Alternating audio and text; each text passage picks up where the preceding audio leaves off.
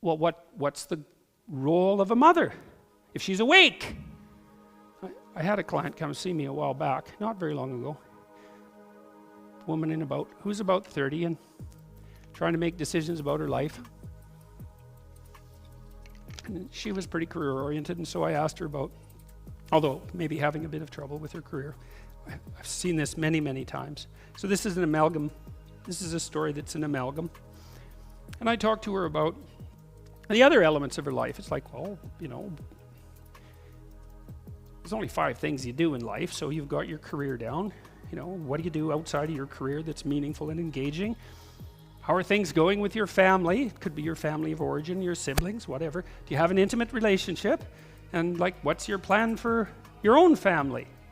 And apart from those 5 things, there's sort of something like get some exercise now and then, don't eat too badly, and try to stay away from the drugs, that kind of, and the crime, that kind of lays out life. And if you miss any of those 5 things, or if you do any of those other things wrong, then you're in trouble. And you can get away with missing a couple of them, but not all of them.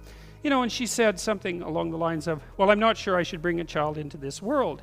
And I thought, oh God, Christ, you got to come up with something better than that. It's such a bloody cliche, which is what I told her. I said, you must have thought that up when you were 16. It's like, really? You can't do any better? This was a very, very smart woman. It's like, really, you can't do any better than that? It's like, yes, obviously this is a vale of tears and a well of suffering and all of that. If you ask 30 people who are wondering about having children, why they're wondering, 20 of them will say that. And so that tells you how original it is. It's not original at all. It's not a thought. It's like this little, it's a meme. It's something that lives in your mind. It's not a thought. And it's certainly not something that you should just take at face value and then say, oh, well, I'm not having a family then. It's like, no. You kind of look at that and you criticize it a little bit. It's like, well, it's the other one. That's the other one that's very common. There's too many people on the planet already. It's like, I really don't like that statement. It's like, just who are you going to ask to leave? Just how are you going to get them to leave? It's a serious question. And who says there's too many people? What the hell's wrong with people anyways? We're running around ruining the planet. Yeah. It's like, I think it was the Club of Rome who prophesied, by the way, that there would be so many people on the planet by the year 2000 that there would be widespread starvation. And they were completely and utterly wrong about that. And I think it was the Club of Rome who either compared us to a virus or a cancer on the face of the planet. It's like, oh, really? That's what you think about people, eh? Aren't you something? Isn't that something to think about human beings? Viruses and cancer. What do you do with viruses and cancer? Invite them in and make them at home. It's like, no, you try to eradicate them. You got to bloody well watch your metaphors, folks, because it isn't clear that you come up with them or that they run you. So you better watch them. So anyways, Mary, and Mary's the great mother, right? That she's the mother. That's what Mary is. Whether she existed or not is not the point. She exists at least as a hyper reality. She exists as the mother. Well, what's the sacrifice of the mother? Well, that's easy. If you're a mother, if you're a mother who's worth her salt, you offer your son to be destroyed by the world. That's what you do. That's what's going to happen, right? He's going to be born. He's going to suffer. He's going to have his trouble in life. He's going to have his illnesses. He's going to face his failures and catastrophes, and he's going to die. That's what's going to happen. And if you're awake, you know that, and then you say, well, perhaps he will live in a way that will justify that. And then you try to have that happen. And that's what makes you worthy of a statue like that. But still the sacrifice of the mother. Is it right to bring a baby into this terrible world? Well, every woman asks herself that question. Some say no, and they have the reasons. Mary answers yes, voluntarily. Mary is the archetype of the woman who answers yes to life voluntarily. That's what that image means. And not because she's blind. She knows what's going to happen. And so she's the archetypal representation of the woman who says yes to life, knowing full well what life is, not naive, not someone who got pregnant in the back seat of a 1957 Chevy, you know, in a one night of half-drunk idiocy. Not that, but consciously, knowing what's to come. And then also allows it to happen, because that's another thing that's a testament to the courage of mothers. And my mother was good at this. My mother's a very agreeable person. Too agreeable for her own good. But that's what happens if you're agreeable, because you're too agreeable for your own good. That's the definition of agreeable. And so she's a nice person, and still is. Luckily, she's still alive, and we've had a very good relationship, and I have always been able to make her laugh, which is a good thing. But she was a tough cookie, that woman, you know. Remember once she came across, I was out playing in this baseball little diamond, in empty lot really, in this little town I grew up in, and I was about 10, and she walked by.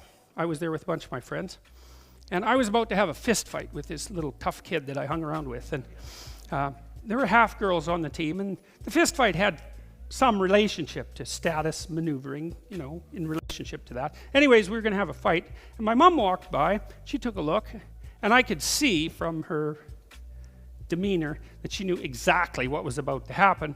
And she looked for a second, and then she walked by. And I thought, whoa, good work, Mom. No kidding, eh? It's like the last bloody thing I needed at that moment was for her to come charging up and say, "You boys aren't planning to have a fight, are you?"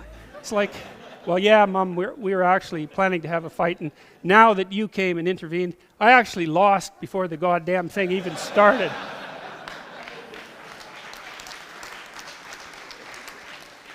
So 2 thumbs up for Mom. She was also the person that said, because I had some trouble with my dad when I was, an adolescent, he had some trouble with me, so, you know, it was 50-50. That's for now. It's probably 70-30 with me on the 70 end of that being the trouble.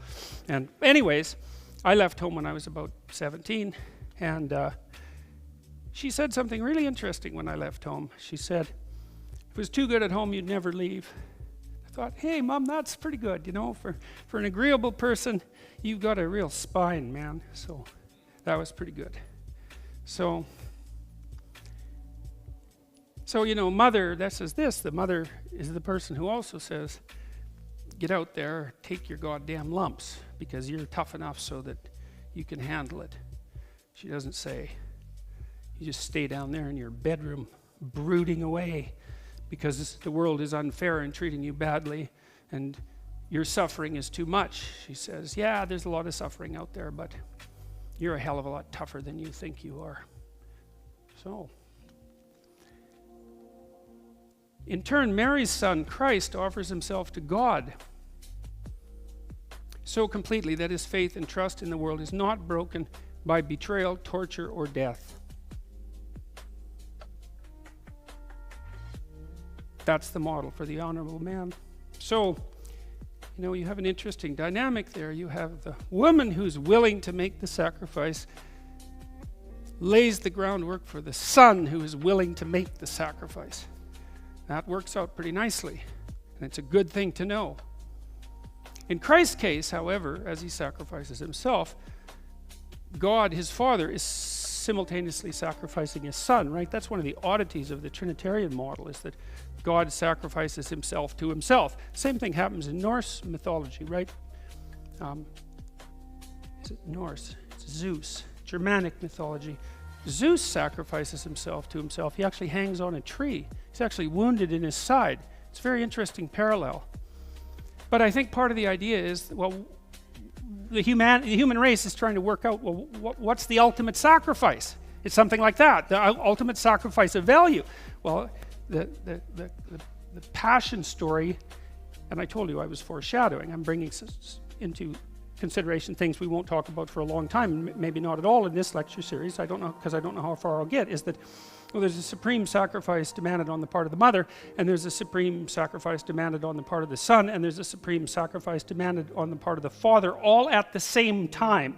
And then that makes the supreme sacrifice possible, and hypothetically that's the one that renews. That's the sacrifice that renews and redeems.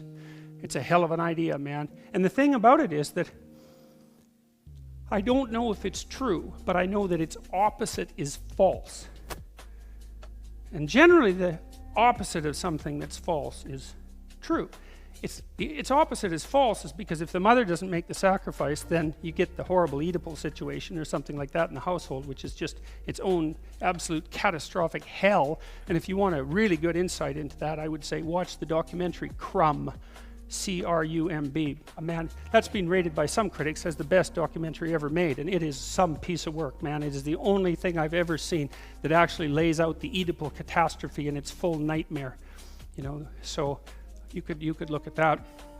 So if the maternal sacrifice isn't there, then that doesn't work. If the paternal sacrifice isn't there, you know, if the father isn't willing to put his son out into the world, let's say to be broken and betrayed and all of those things, then that's a non-starter because the kid doesn't grow up. And then if the son isn't willing to do that, well, then who the hell is going to shoulder the responsibility? So if those three things don't happen, then it's cataclysmic, it's chaotic, it's hell. If they do happen, is it the opposite of that? Well, you could say, well, maybe it depends on the degree to which they happen. And it's a continuum. How thoroughly can they happen? Well, we don't know, you know, because you might say,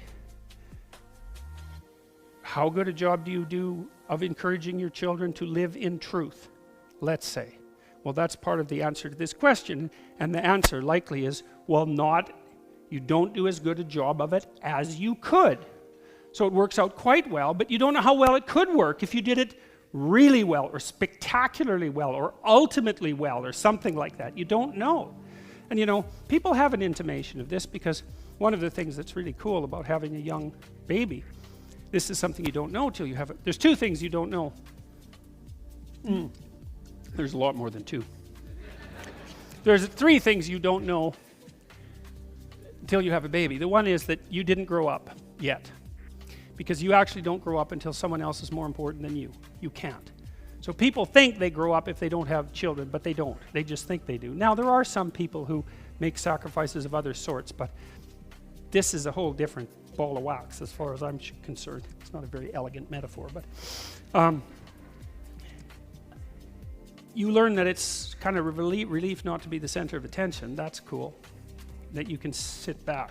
Because, of course, your child in your family and in society is immediately the center of attention. And so, unless you're narcissistic, then you allow that to happen.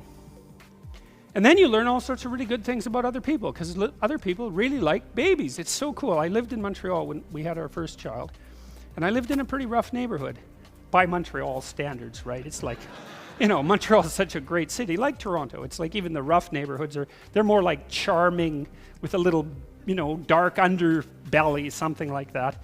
But there were some rough characters in our neighborhood, and it was pretty poor.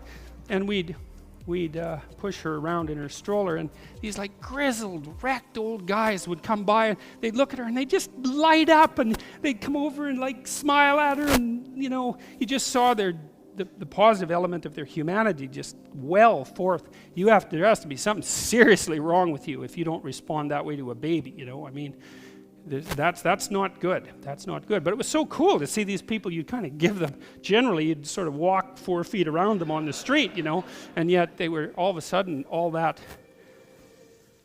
the layers that were on them would just fall off, and they'd be and the babies are sort of like public property, weirdly enough, too. Sort of like pregnant women, you know, because people often treat pregnant women sort of like they're public property, too. I mean, in a positive way. Oh, wow, look, you're going to have a baby, eh? And then, you know, they do all sorts of cute things. So